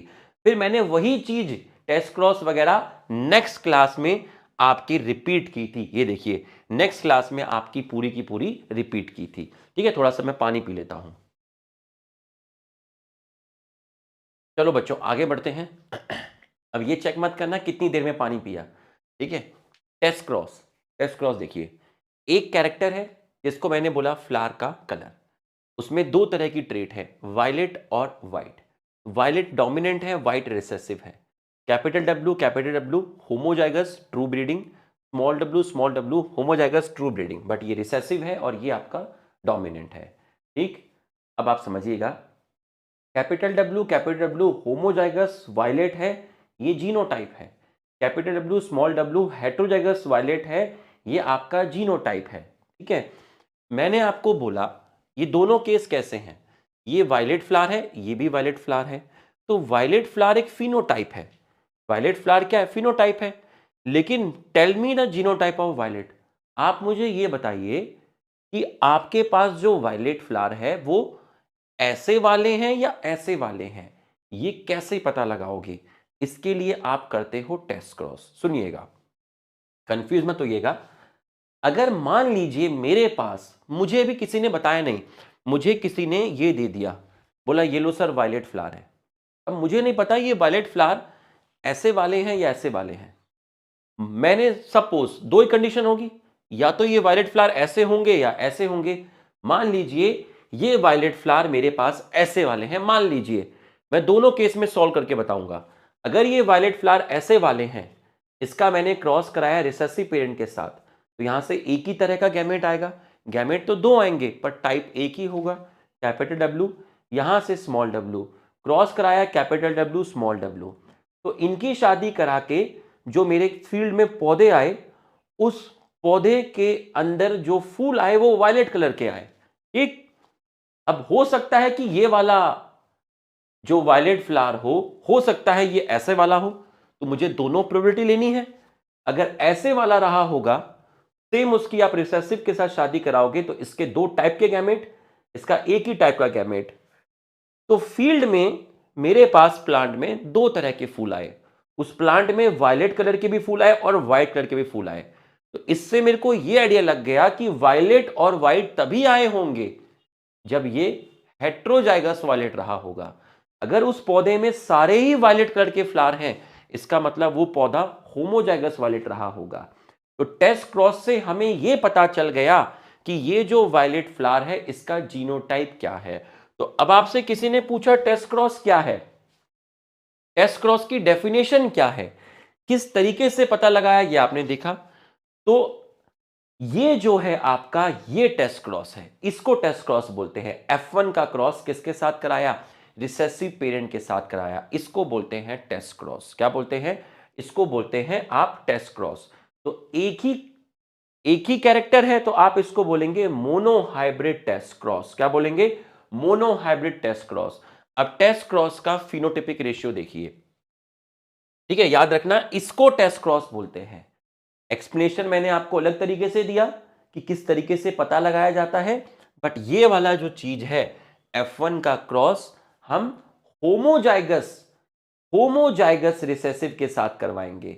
अब F1 है कैपिटल W स्मॉल w, ठीक है, F1 तो यही होगा भैया, कैपिटल W स्मॉल w, क्योंकि पेरेंट क्या रहे होंगे, पेरेंट क्या रहे होंगे, पेरेंट अगर ये कब आएगा आपका, ये F1 कब आएगा? जब पेरेंट रहे होंगे कैपिटल W और स्मॉल w। तो आपने वायलेट और व्हाइट के बीच में क्रॉस कराया तो आपको कैपिटल W वायलेट मिला। तो F1 का रिसेसिव के साथ क्रॉस कराना, इसको बोलते हैं test cross, monohybrid test cross. तो कितने तरह के फिनोटाइप मिले? दो तरह के फिनोटाइप, एक वायलेट और एक व्हाइट, दो तरह के फिनोटाइप। तो नंबर ऑफ फिनोटाइप कितने हैं? दो, वायलेट और व्हाइट, तो 1:1। नंबर ऑफ फिनोटाइप कितने हैं? दो, एक वायलेट और एक व्हाइट। नंबर ऑफ जीनोटाइप भी दो ही हैं। कौन कौन से जीनोटाइप हैं? बड़ा W छोटा w और छोटा W छोटा w। तो जीनोटिपिक रेशियो भी देख लीजिए, इस तरह का एक, इस तरह का एक, तो जीनोटिपिक रेशियो और फिनोटिपिक रेशियो सेम है। तो टेस्ट क्रॉस का ratio 50:50, 1:1। Conclusion, phenotypic ratio and genotypic ratio are same. अब आपको मैंने ये दे दिया और आपसे पूछा बताओ इसमें से कौन सा टेस्ट क्रॉस है। क्या ये F1 है? नहीं, ये F1 है, बट ये तो सेल्फिंग ही हो गई। कैपिटल T स्मॉल t का कैपिटल T स्मॉल t के साथ कराया, ये तो सेल्फिंग हो गई।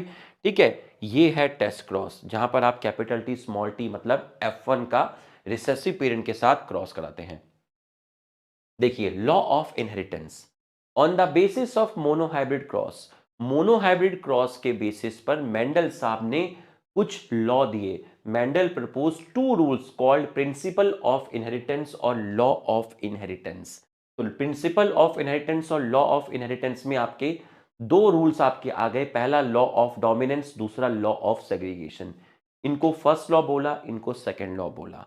तो मोनोहाइब्रिड क्रॉस के बेसिस पर आपके दो लॉ दिए गए, law of dominance and law of segregation.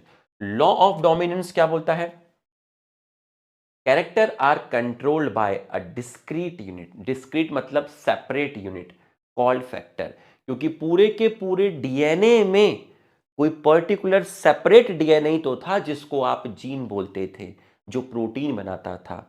तो पूरा का पूरा डीएनए थोड़ी ना कैरेक्टर कंट्रोल करता है। पूरे के पूरे डीएनए में वो डिस्क्रीट सेपरेट डीएनए, छोटा डीएनए, पर्टिकुलर डीएनए जिसको आप बोलते हैं जीन, फैक्टर या जीन या एलील पेयर में होते हैं। ये देखिए capital T capital T capital T small T small T small T. In a dissimilar pair capital T small T non identical है, डिसिमिलर पेयर है जिसमें एक एलील डोमिनेंट होता है और दूसरा रिसेसिव होता है। It is use to describe the expression of only one trait in F1 generation. जब आप बड़े और छोटे के बीच में क्रॉस कराते थे तो F1 में एलील तो दो थे, capital T small T, but allele एक ही एक्सप्रेस करता था 12वीं क्लास का बच्चा, तो ट्रेट भी एक ही आती थी। वहां पर डोमिनेंट ट्रेट आती थी, सिर्फ टॉल ट्रेट आती थी, ड्वार्फ तो नहीं आती थी। तो F1 generation tall dominant and use to explain both trait. दोनों ट्रेट कब आती थी, टॉल और ड्वार्फ कब आती थी, F2 जनरेशन में आती थी। टेस्ट क्रॉस, आपसे पूछा कौन सा टेस्ट क्रॉस है। राउंड सीड को रिंकल्ड सीड के साथ क्रॉस कराना, ये आपका टेस्ट क्रॉस है। राउंड सीड मतलब कैपिटल आर स्मॉल आर, क्योंकि आप भाई कैपिटल आर भी हो सकता है, कैपिटल आर स्मॉल आर भी हो सकता है, तो हमें इंफॉर्मेशन मिल रही है कि टेस्ट क्रॉस के अंदर F1 भैया कैपिटल आर स्मॉल आर भी हो सकता है। उसका क्रॉस कराया है किसके साथ, रिंकल्ड सीड। रिंकल्ड सीड कैसा है, रिसेसिव है। तो ये आपके टेस्ट क्रॉस नहीं हो सकते। ठीक है, सिग्निफिकेंस ऑफ टेस्ट क्रॉस मैंने आपको बताया। It is use to determine the genotype of unknown parent in F2 generation. F2 generation में आपको किसी भी पेरेंट का जीनोटाइप अगर पता लगाना है तो आप टेस्ट क्रॉस से पता लगा सकते हो। एक्सप्लेन द रेशियो 3:1, 1 कैरेक्टर और 2 ट्रेट सेपरेट इन 3:1। जो कैरेक्टर होते हैं उनकी जो ट्रेट होती है वो अपने आप को सेग्रीगेट करती है किस रेशियो में, 3:1। It is not universal law. Law of dominance universal law नहीं है, उसका एक्सेप्शन है इनकम्प्लीट डोमिनेंस एंड को डोमिनेंस, जो मैंने लिखा था, आने वाली क्लासेस में हम पढ़ेंगे। ठीक, सेकेंड लॉ है law of segregation. There is no blending in F1 generation, no mixing of allele. जब आपका कैपिटल टी और स्मॉल टी आया, ठीक है, जब आपका कैपिटल टी स्मॉल टी आया तो आपका सिर्फ क्या एक्सप्रेस किया, टॉल एक्सप्रेस किया, ओनली डोमिनेंट एलील एक्सप्रेस किया, रिसेसिव एलील एक्सप्रेस नहीं किया, और इनकी मिक्सिंग भी नहीं हुई, इनकी मिक्सिंग भी नहीं हुई। आपने बड़े और छोटे प्लांट के बीच में क्रॉस कराया तो F1 में बड़ा मिला, बल्कि बड़ा और छोटे का बीच का नहीं मिला। ठीक है, no mixing of allele, no blending at the time of gamete formation. ठीक है, ये एक जनरल स्टेटमेंट है, बट ये चीज है जो लॉ ऑफ सेग्रीगेशन को डिफाइन करती है। ये एक जनरल स्टेटमेंट है, इसको आप, ये है एक्चुअल में लॉ ऑफ सेग्रीगेशन। ये एक जनरल स्टेटमेंट है कि भैया जब आप बड़े और छोटे प्लांट के बीच में क्रॉस कराते हैं तो F1 में आपको कैसे प्लांट मिलते हैं, बड़े प्लांट मिलते हैं। Eight the time of gamete formation, gamete कब बने, मियोसिस के टाइम बने। 1 out of 2 chromosome enter into gamete. यहां से एक गैमेट में ये क्रोमोसोम गया, एक गैमेट में ये क्रोमोसोम गया। अगर पेरेंट ये रहा होगा तो एक गैमेट में ये क्रोमोसोम गया, एक गैमेट में ये गया। अगर पेरेंट ये रहा होगा तो एक गैमेट में ये गया, एक गैमेट में ये गया। तो इसका मतलब मियोसिस से जब गैमेट बनते हैं उस टाइम क्रोमोसोम सेपरेट होते हैं। क्रोमोसोम सेपरेट हुए तो उनके एलील सेपरेट हुए, उनका जीन सेपरेट हुआ, उनका फैक्टर सेपरेट हुआ। ये है एक्चुअल में law of segregation. Homozygous parent, both the allele same, capital T small T, one type of gamete. Heterozygous parent, two type का गैमेट। यूनिवर्सल लॉ, इसका एक्सेप्शन नहीं है। एक्सेप्शन तो इसका भी है वैसे, नॉन डिसजंक्शन, ठीक है, जहां क्रोमोसोम प्रॉपर्ली सेपरेट नहीं होते, बट पढ़ाया नहीं जाता। नीट के पॉइंट ऑफ व्यू से अगर पूछेंगे कौन सा लॉ है जिसका एक्सेप्शन नहीं है तो आप बताएंगे law of segregation. Purity of gametes भी बोला जाता है, गैमेट्स प्योर होते हैं, उन पे कभी भी शक नहीं करते।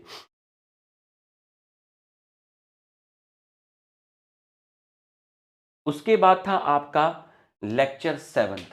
ठीक है, लेक्चर 7th आपका था जिसमें मैंने आपको क्वेश्चंस वगैरह भी थोड़े से कराए थे। ठीक है, इसको देखिएगा। Gametes law of purity of gamete पे शक नहीं करते। इसका मतलब क्या है? इसका मतलब यह है कि F1 में कैपिटल टी स्मॉल टी दोनों थे, ठीक है, कैपिटल टी वाला एलील भी था, स्मॉल टी वाला एलील भी था, ठीक है, लेकिन स्मॉल टी वाला एक्सप्रेस नहीं किया, वो चौथी क्लास का बच्चा था, उसे मौका ही नहीं मिला। लेकिन जब आपने सेल्फिंग की, कैपिटल टी स्मॉल टी का cross capital T small T के साथ कराया, तो स्मॉल टी के पास एक पॉसिबिलिटी आई कि मेल पेरेंट से दो गैमेट बने। क्या बने? कैपिटल टी और स्मॉल टी। फीमेल पेरेंट से दो गैमेट बने, कैपिटल टी और स्मॉल टी। तो स्मॉल टी मेल का फीमेल के स्मॉल टी के साथ फर्टिलाइज कर सकता था, तभी वहां पर एक आपका ड्वार्फ आया। इसका मतलब स्मॉल टी वाले गैमेट पर आप शक मत करिए, उसको मौका मिलेगा तो वो चांस पे डांस करेगा। मतलब गैमेट्स प्योर होते हैं, उनको मौका मिलने की जरूरत है। F1 में स्मॉल टी था बट अपने आप को एक्सप्रेस नहीं कर पाया, लेकिन जब सेल्फिंग हुई, मेल पेरेंट से गैमेट बने capital T small T, female parent से गैमेट बने कैपिटल टी स्मॉल टी, तो इसके स्मॉल टी को और उसके स्मॉल टी को साथ में आने का मौका मिला। ये स्मॉल टी वाला गैमेट और ये स्मॉल टी वाला गैमेट भले ही रिसेसिव है बट साथ में आने का मौका मिला, तो ड्वार्फ पैदा हो गया। मतलब गैमेट्स प्योर होते हैं, उनकी प्योरिटी पे शक नहीं करते, मौका मिलने की देर है। गैमेट फॉर्मेशन, इससे कितना गैमेट? एक। सॉरी, इससे कितने नंबर ऑफ गैमेट? दो। इससे नंबर ऑफ गैमेट कितने बनेंगे? दो बनेंगे, एक कैपिटल टी दूसरा कैपिटल टी। इससे नंबर ऑफ गैमेट कितने बनेंगे? दो, capital T and capital T. इससे number of gamete capital T and capital T. लेकिन टाइप्स कितने बनेंगे? टाइप्स आपका एक ही बनेगा, कैपिटल टी। ठीक है, तो F1 में आपका आया कैपिटल टी कैपिटल टी। यहां पर देखिए, capital T capital T capital T small T, आपने कैपिटल टी स्मॉल टी रखा, इससे एक ही टाइप का बना कैपिटल टी। नंबर दो होंगे, टाइप कितना होगा? एक होगा। तो capital T capital T capital T small T सारे टॉल आए। यहां पर देखिए, यहां से एक टाइप का कैपिटल टी, यहां से एक टाइप का आपका सारे टॉल आए। ये देखिए test cross, F1 generation capital T small T एक, तो स्मॉल टी, ठीक है। अब आप देखिए क्रॉस कराया तो टॉल और ड्वार्फ, कैपिटल ए से कैपिटल ए आया, इससे कैपिटल बी आया, तो गैमेट क्या बने? Capital A capital B. तो गैमेट आपके बने कैपिटल ए कैपिटल बी। यहां पर देखिए, इस तरह के क्वेश्चन कैसे करने थे? Capital A small A heterozygous है, अलग अलग लिख लीजिए, कैपिटल ए स्मॉल ए। जब दोनों सेम है तो एक ही बार लिखिए, कैपिटल बी। अब इसका इसके साथ मल्टीप्लाई किया, इसका इसके साथ मत कर देना, ये तो एक ही अल्फाबेट है ना, एक ही पेरेंट के गैमेट है। इसका इसके साथ कैपिटल ए कैपिटल बी, इसका इसके साथ स्मॉल ए कैपिटल बी। तो कितने टाइप के बने आपके? दो। कैपिटल ए स्मॉल ए ये नहीं बनता, फॉर्मूले से करोगे 2 की पावर n। हेट्रोजाइगस कितना है? एक। n की वैल्यू 1, तो 2 की पावर 1 कितना आ गया? 2। कौन से? ए बी एंड स्मॉल के बड़ा बी।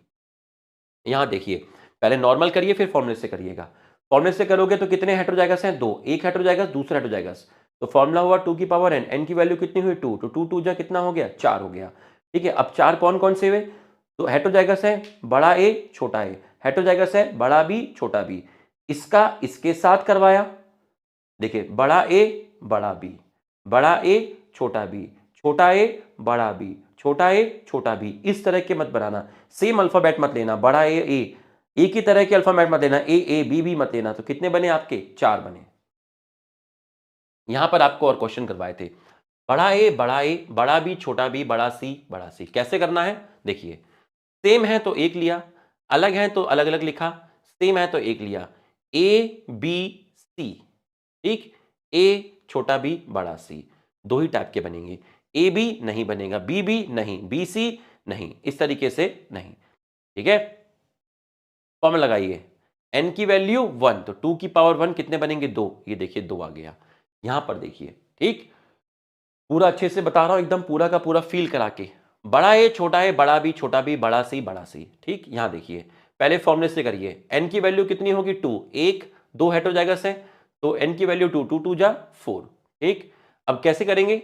अलग अलग लिख दीजिए, बड़ा ए छोटा ए, बड़ा बी छोटा बी, दोनों सेम है, एक ही बार लिखिए, बड़ा ए बड़ा बी बड़ा सी, बड़ा ए छोटा बी बड़ा सी, छोटा ए बड़ा बी बड़ा सी, छोटा ए छोटा बी बड़ा सी। कितने हो गए? चार।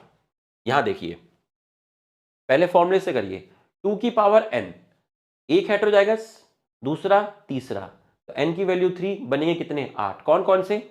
अलग अलग लिख दीजिए, अलग लिख दिया अलग लिख लिया, बड़ा ए, बड़ा बी, बड़ा सी। अब ए बी को फिक्स रखो, बड़ा ए, बड़ा बी, छोटा सी। ठीक, अब हमने बड़ा ए, बड़ा बी ले लिया। अब बड़ा ए को छोटे बी के साथ करो, बड़ा ए, छोटा बी, बड़ा सी। छोटे बी को फिक्स करो, बड़ा ए, छोटा बी, छोटा सी। अब छोटे ए के साथ करो, छोटा ए, बड़ा बी, बड़ा सी। छोटा ए, बड़ा बी को फिक्स रखो, छोटा सी उठा लो।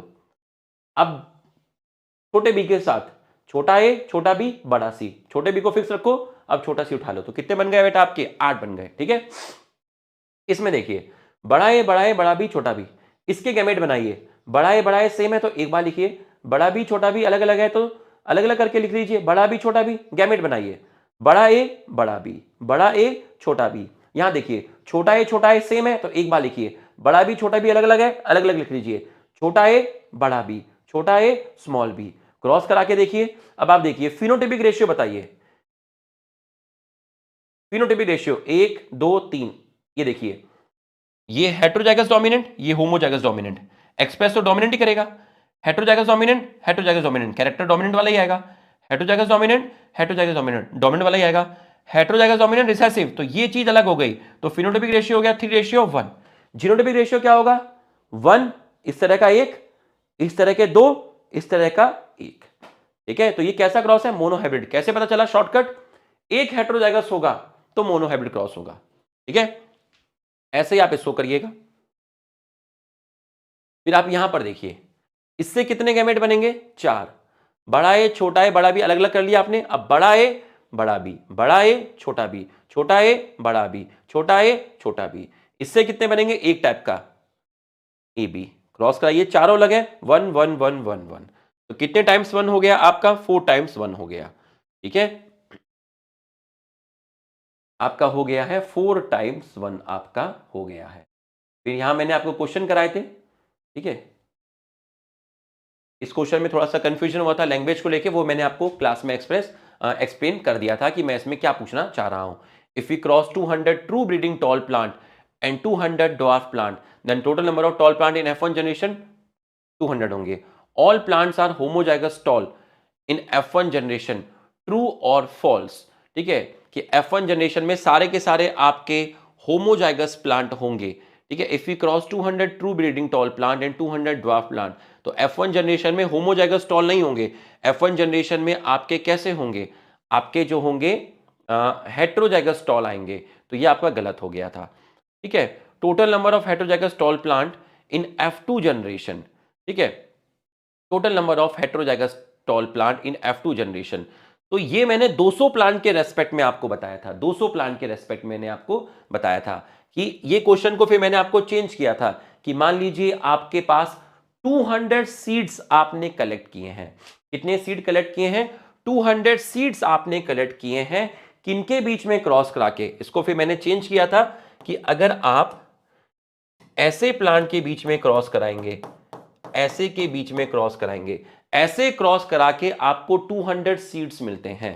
तो आप बताइए उन 200 सीड्स में कितने प्लांट बनेंगे? 200 प्लांट बनेंगे। भाई अगर 200 ऐसे क्रॉस करा के मुझे 200 प्लांट मिल रहे हैं, तो आप बताइए कि उन 200 में हेटेरोजाइगस टॉल कितने होंगे? तो आपको मालूम है कि 4 में कितने मिलते हैं? जब आप इनके बीच में क्रॉस कराते हैं तो आपको 4 में कितने मिलते हैं? 4 में आपको मिलते हैं 2, तो 2/4, तो 200 में कितने मिलेंगे? आप सॉल्व कर लेंगे। इस तरीके से लैंग्वेज में प्रॉब्लम हुआ था। Total number of homozygous dwarf, homozygous dwarf कितना है? 1 1/4, तो 200 प्लांट में कितने मिलेंगे? इनके 200 प्लांट में कितने मिलेंगे? 1/4 into 200। Segregation of allele is a random process. So what would be the chances of gamete containing either allele? Either allele 50% होगा। ठीक है, ये देखिए यहां से एक गैमेट में कैपिटल टी गया, दूसरे में कैपिटल टी गया, तो कितना परसेंट हुआ? 50% और 50%।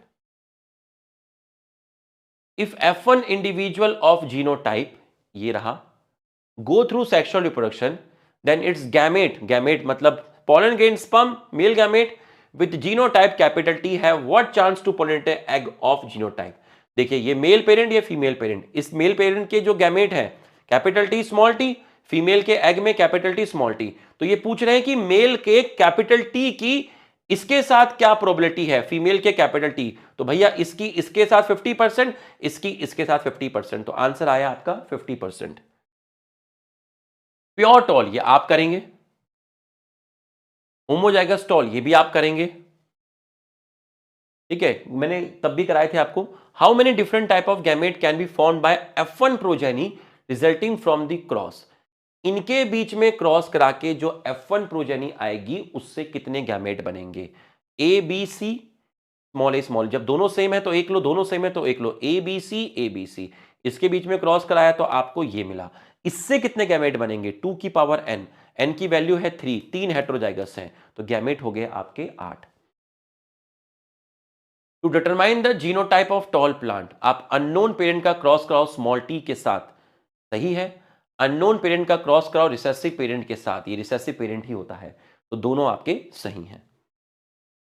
A plant of F1 generation with genotype ये on selfing of this what is the phenotypic ratio, देखिए इसकी आपने सेल्फिंग करवा दी, ठीक है, on selfing of this plant what is the phenotypic ratio, इसकी आपने सेल्फिंग करवाई, इसके गैमेट बनाइए, जब दोनों सेम है तो आप एक बार ले लीजिए, अलग अलग हैं तो अलग अलग लीजिए, सेम है तो एक बार लीजिए, गैमेट बनाइए, बड़ा ए बड़ा बी बड़ा सी, बड़ा ए छोटा बी बड़ा सी, यहां पर देखिए दोनों सेम है एक बार लीजिए, दोनों अलग अलग हैं अलग अलग लिखिए, दोनों सेम है एक बार लीजिए, बड़ा ए बड़ा बी बड़ा सी, बड़ा ए छोटा बी बड़ा सी, अब आप क्रॉस करवा लीजिए, ये तीनों का फिनोटाइपिक सेम ही आएगा, ठीक है, चाहे होमोजाइगस डोमिनेंट हो या हेटेरोजाइगस डोमिनेंट हो, तो फिनोटाइपिक रेशियो 3:1, बट जीनोटाइप अलग अलग होगा, इसका जीनोटाइपिक इसका लिखने का तरीका अलग है, इन दोनों को लिखने का तरीका सेम है, तो ऐसे कितने हैं 2, ऐसे कितना है 1, ऐसे कितना है 1, तो रेशियो जीनोटाइपिक रेशियो आएगा 1:1।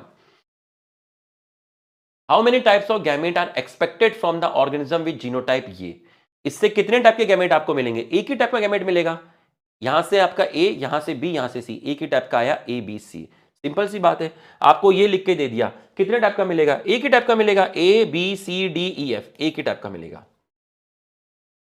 Due to the cross between ये और ये, how many percentage would be tall red flower, ठीक है, अब आप देखिए टॉल, ऐसा भी टॉल है, ये भी टॉल है, ये आपका ड्वार्फ है, ये आपका रेड है, ये आपका रेड है, ये आपका व्हाइट है, तो आपने इसका इसके साथ क्रॉस करवाया, तो जब आपने इसका इसके साथ क्रॉस करवाया तो आपका यहां से सेम कैपिटल टी अलग अलग, तो टी आर और टी स्मॉल आर, ये देखिए ये आपने क्रॉस कराया, ये टॉल रेड आएगा, ये कैसा आएगा टॉल व्हाइट आएगा, तो 1/2 इंटू 100 कितना आया 50%।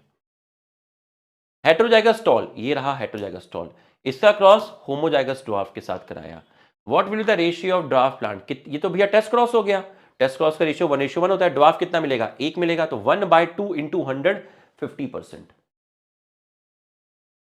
When two hybrid are cross, phenotypic ratio of offspring, देखिए phenotypic ratio, आपने इसका इसके साथ क्रॉस कराया, ये दोनों अलग अलग लिख दिए, ये हमने एक बार सेम लिख दिया, capital T small R, small T small R, दोनों सेम है तो एक बार लिखा, दोनों अलग अलग है अलग लिखा, small T capital R, small T small R, अब आप क्रॉस कराए, बड़ा टी छोटा टी, बड़ा आर छोटा आर, बड़ा टी छोटा टी, छोटा आर छोटा आर, छोटा टी छोटा टी, बड़ा आर छोटा आर, छोटा टी छोटा टी, छोटा आर छोटा आर, ठीक है, तो अब देखिए ये अलग है, ये भी अलग है, ये अलग है, ये अलग है, तो फिनोटाइपिक रेशियो आपका क्या हो गया 1:1:1:1।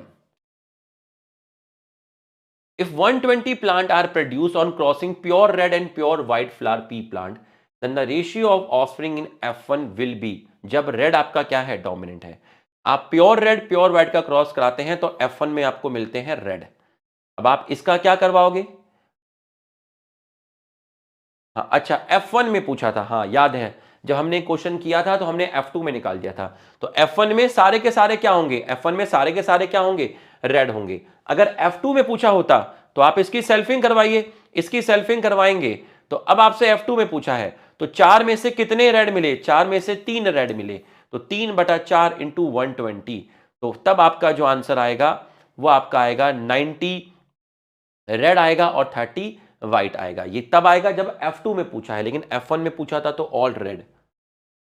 क्रॉस बिटवीन बड़ा ए छोटा ए बड़ा बी छोटा ए बड़ा बी ईल्ड, ठीक है, तो अब इसके बीच में क्रॉस कराना है, इसके गैमेट दोनों अलग अलग हैं तो आप अलग अलग लिखिए, दोनों सेम है एक बार लिखिए, गैमेट बनाइए, बड़ा ए बड़ा बी छोटा ए बड़ा बी, यहां से छोटा ए बड़ा बी, ये क्रॉस कराया, बड़ा ए छोटा ए बड़ा बी बड़ा बी, छोटा ए छोटा ए बड़ा बी, रेशियो आपके सामने है। इन मोनो, बस पेशेंस रखो, सब मिलेगा, ठीक है, सब मिलेगा। In a monohybrid cross what is the ratio of homozygous dominant and homozygous recessive.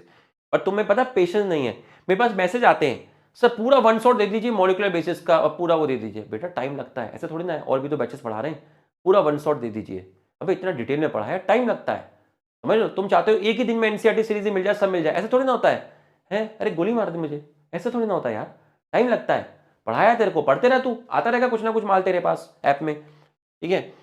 In a monohybrid cross what is the ratio of homozygous dominant.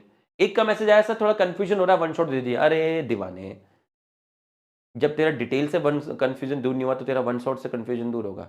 अरे वन शॉट तो रिवीजन के लिए उनके लिए है जिनको डिटेल समझ में आया, ठीक है। What is the ratio of homozygous dominant and homozygous recessive in F2 generation. भाई सिंपल सी बात है, F2 जनरेशन में capital T capital T capital T small T capital T small T small T small T. Homozygous dominant कितने हैं? एक।